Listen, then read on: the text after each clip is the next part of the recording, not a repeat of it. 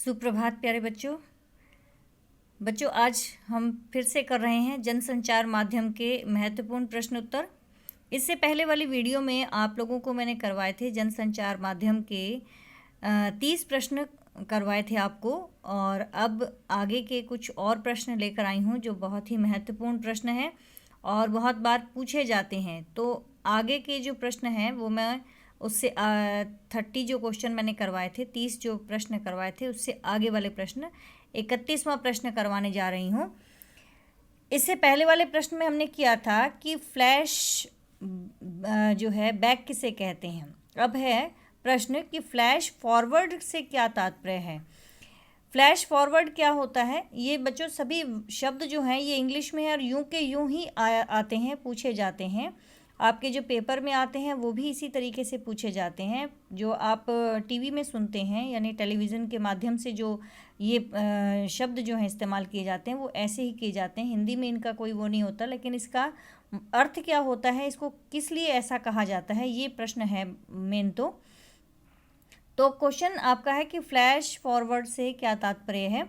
तो यह वह तकनीक है जिसके द्वारा भविष्य में होने वाली किसी घटना को पहले दिखा दिया जाता है। फ्लैशबैक में क्या था कि वह तकनीक जिसके द्वारा भूतकाल में घटित कोई घटना है उसको दिखाया जाता है, और फ्लैश फॉरवर्ड में क्या होता है, भविष्य में होने वाली किसी घटना को पहले दिखाया जाता है।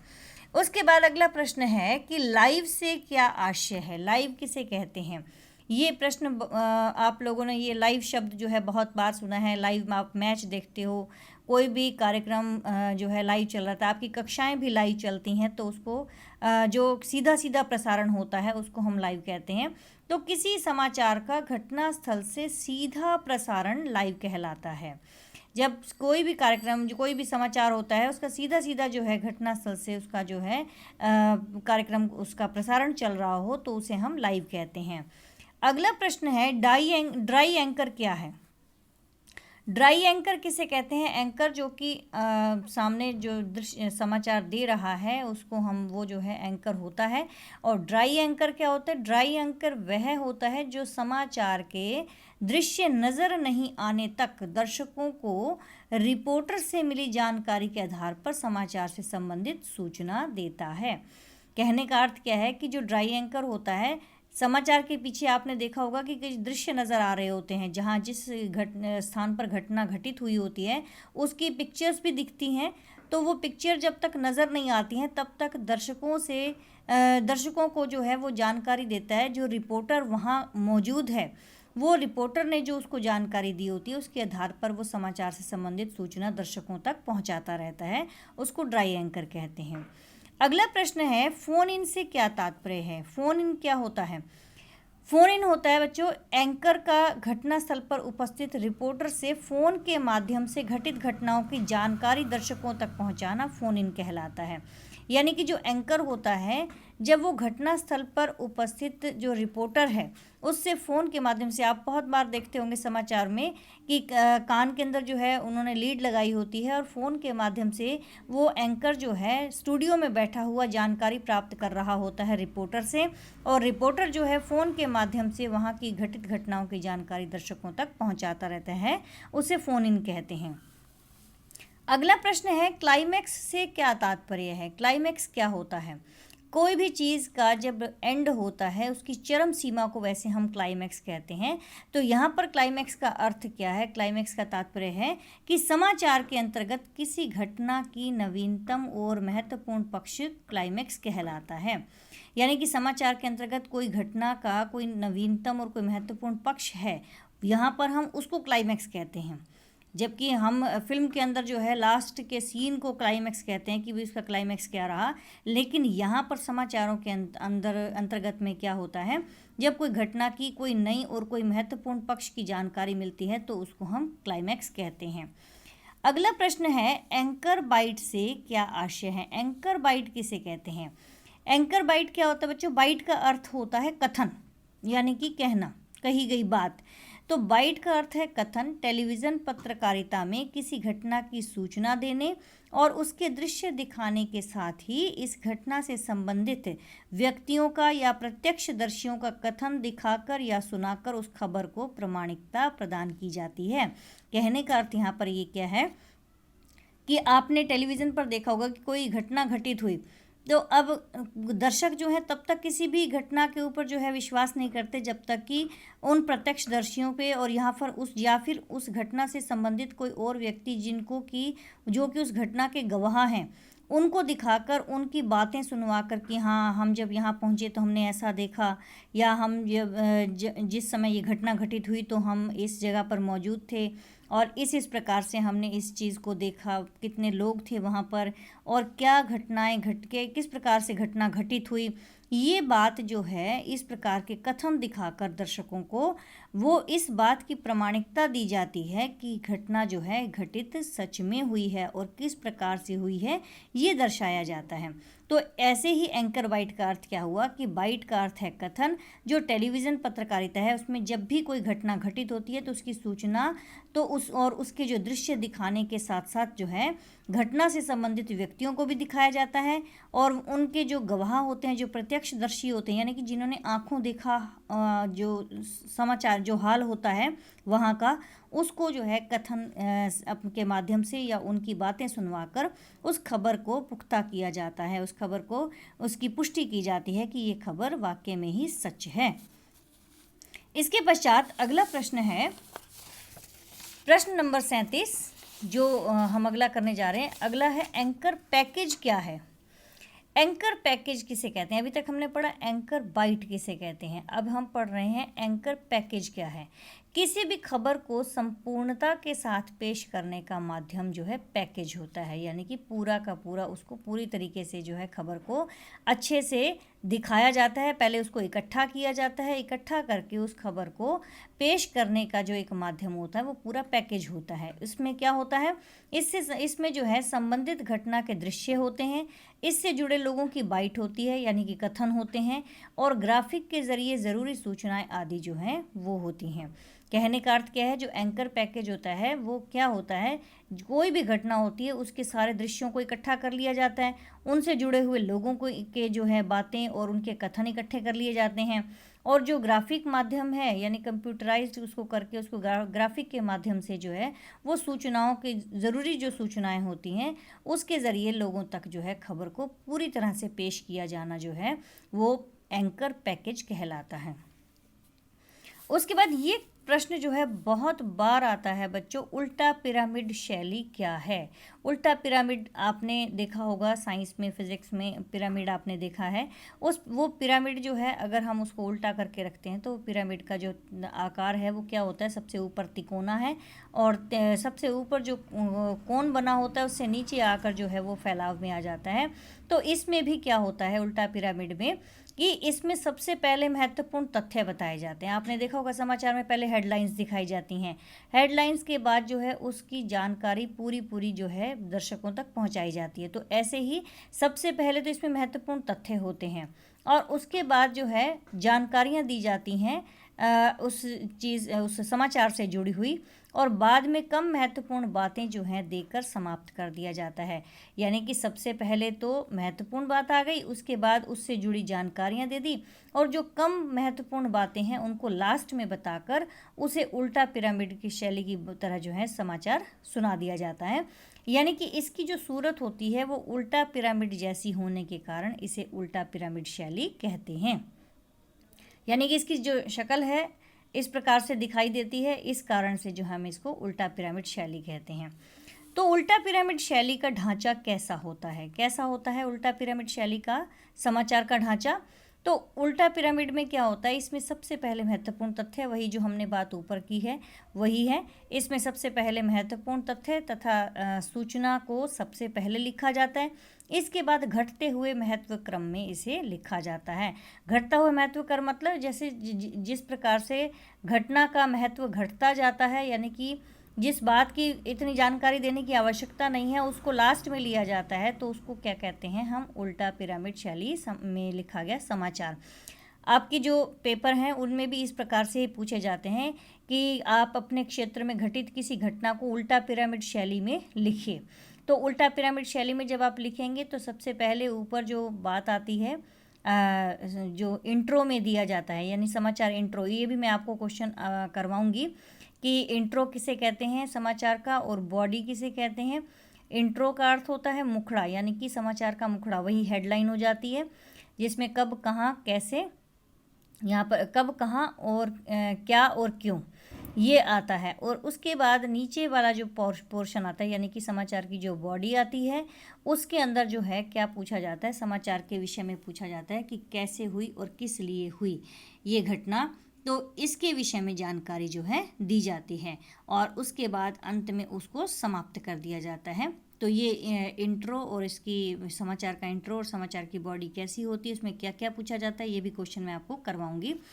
आगे हम पढ़ रहे हैं विशेष रिपोर्ट क्या होती है। विशेष रिपोर्ट, ये क्वेश्चन भी बहुत बार पेपर में आया है कि किसी घटना, समस्या या मुद्दे की गहन छानबीन और विश्लेषण को विशेष रिपोर्ट कहते हैं।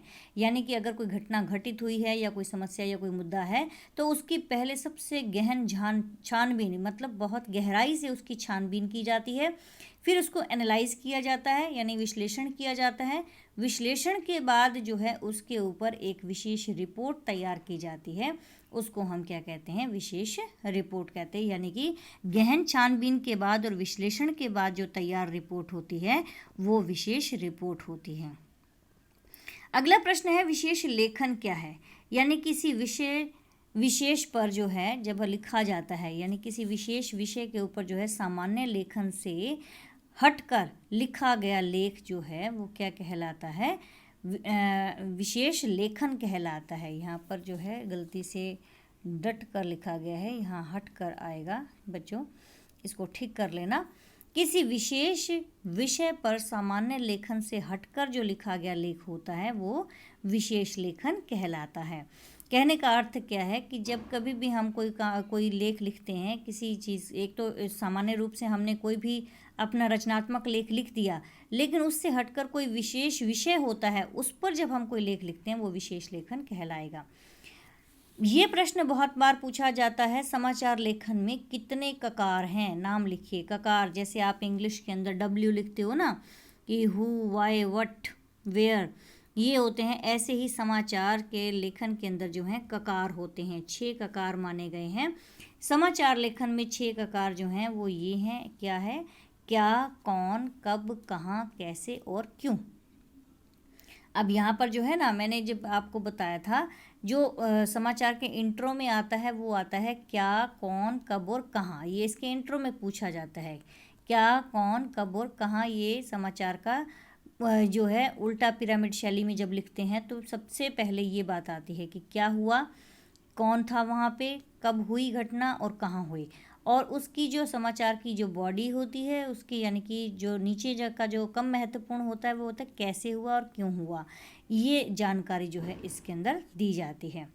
उसके पश्चात प्रश्न है संपादकीय क्या है। संपादकीय किसे कहते हैं कि वह लेख जिसमें किसी मुद्दे के प्रति समाचार पत्र की अपनी राय प्रकट होती है, संपादकीय कहलाता है। ये संपादकीय का अर्थ तो संपादक, जो संपादकीय लिखता है वो संपादक लिखता है। संपादक कहते हैं एडिटर को, जो एडिटर होता है ना जो उसका न्यूज़पेपर का, तो जो एडिटर है वो जब किसी मुद्दे पर समाचार पत्र में अपनी राय प्रकट करता है उसको ही संपादकीय कहा जाता है।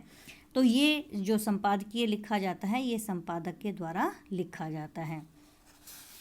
अब प्रश्न है कि संपादक किसे कहते हैं। अभी मैंने बताया कि आपको एडिटर को ही संपादक कहा जाता है कि वह व्यक्ति जो समाचार पत्र के संपादकीय कार्य का निर्देशन, नियंत्रण व निरीक्षण करता है उसे संपादक कहते हैं। यानी कि जो भी आपको किया जाता, जो भी संपादक, जो एडिटर होता है वो समाचार पत्र के अंदर क्या करता है, जो कार्य, जो न्यूज़ आती हैं उन न्यूज़ को जो है डायरेक्ट करता है, उनके ऊपर निरीक्षण करता है, उनके ऊपर नियंत्रण रखता है, उसे जो है एडिटर कहा जाता है। यानी कौन सी न्यूज़ किस तरीके से और कहाँ और कैसे जानी चाहिए, ये जो है समाचार काम करने का जो कार्य है वो किसका होता है, संपादक का होता है, एडिटर का होता है। आप ज़्यादातर जब शिकायती पत्र लिखते हैं तो हम शिकायती पत्र किसको लिखते हैं, एडिटर को लिखते हैं, संपादक को लिखते हैं। तो कोई भी समाचार पत्र के संपादक को पत्र लिखिए, इस प्रकार से जो है ये संपादक का ही कार्य होता है। और अगला प्रश्न है, स्तंभ लेखन क्या है। स्तंभ लेखन विचारपरक लेखन होता है। स्तंभकार जो है इसमें क्या करता है, समसामयिक विषयों पर नियमित रूप से अपने समाचार पत्र के लिए लिखता है।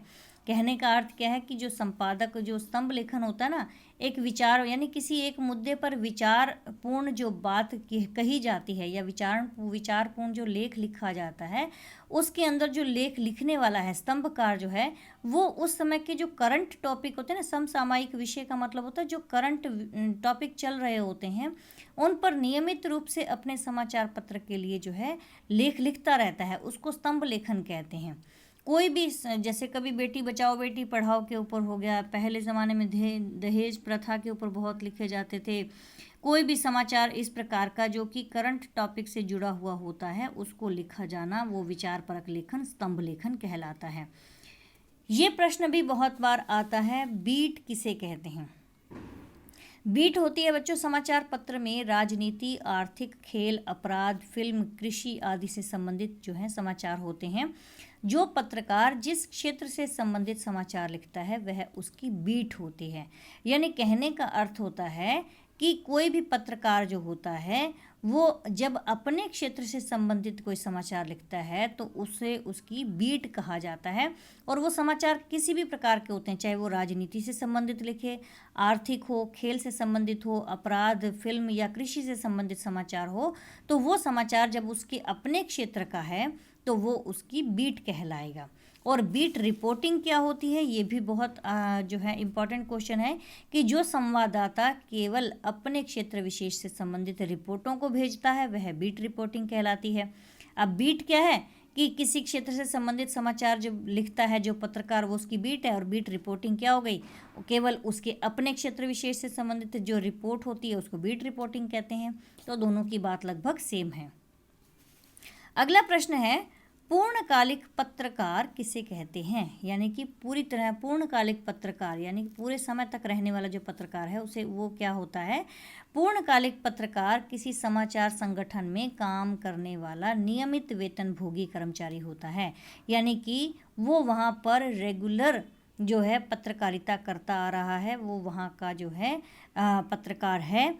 तो अब वहाँ पर जो है नियमित रूप से वो वेतन भी ले रहा है उस समाचार पत्र से, उस समाचार एजेंसी से, तो उसको हम क्या कहते हैं, पूर्णकालिक पत्रकार कहते हैं। और अंशकालिक पत्रकार कौन होता है, वह पत्रकार जो कि किसी समाचार संगठन से नहीं बल्कि एक निश्चित मानदेय के आधार पर काम करता है।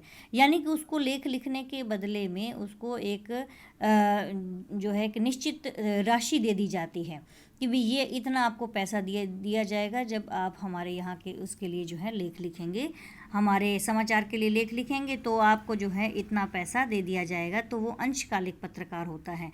पूर्णकालिक पत्रकार होता है वो जो नियमित रूप से वेतन लेता है, और अंशकालिक पत्रकार जो होता है जो केवल निश्चित राशि या निश्चित मानदेय के आधार पर जो है काम करता है। और फ्रीलांसर पत्रकार किसे कहते हैं, फ्रीलांसर पत्रकार किसी समाचार पत्र से संबंधित होता है। वह समाचार पत्रों में लेख भुगतान के आधार पर लिखता है, यानी कि उसको कितना पैसा मिल रहा है इसके बदले में। तो समाचार पत्रों में उसका लेख उसी पर आधारित होता है जितना कि उसको पैसा मिल रहा होता है। भुगतान पर आधारित जितना पैसा है, जो पैसा है वो अगर उसको मिल रहा है तो उसको फ्रीलांसर पत्रकार कहते हैं। तो बच्चों ये प्रश्न हैं आपके, 50 प्रश्न हैं फ़िलहाल।